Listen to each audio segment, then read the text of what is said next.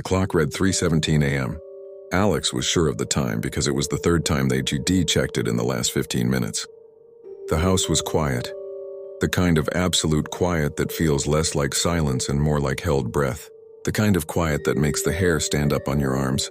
They had been trying to read, but the silence was too loud. It wasn't the kind of quiet you felt alone in. It was the kind of quiet where you knew deep in your gut that you were not alone. The noise started as a faint, rhythmic tap-tap, tap-tap. It wasn't a window rattling or a branch hitting the roof. It was coming from inside the wall of the bedroom, directly behind the headboard. Alex froze, book lowered. Mouse, it's just a mouse. But mice scurry.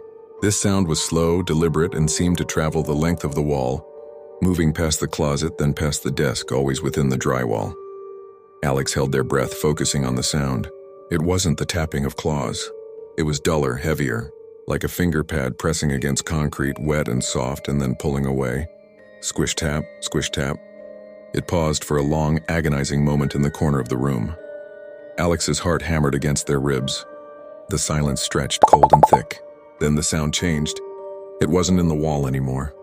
It was outside the door. Not a footstep, just a stillness. A perfect, heavy quiet right on the other side of the thin wood that separated the bedroom from the dark hallway. Alex didn't move. They couldn't even manage to breathe.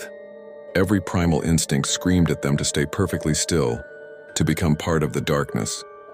A single slow sound scraped against the bottom of the door. Scritch. It sounded like something long and soft being dragged across the floorboards. Then it stopped, settling directly in front of the door. Alex gripped the blanket, knuckles white. They knew they shouldn't, but the urge was overwhelming.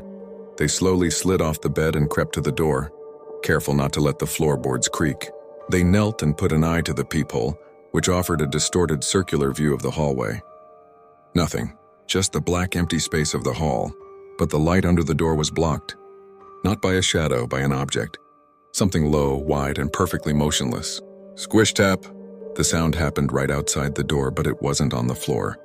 It was higher, closer to the handle. It was just a single, wet, rhythmic tap, followed by a pause. It was waiting. Alex scrambled back, not turning on a light, not making a sound, just crawling back onto the bed and pulling the blankets over their head, leaving only a tiny space open to listen.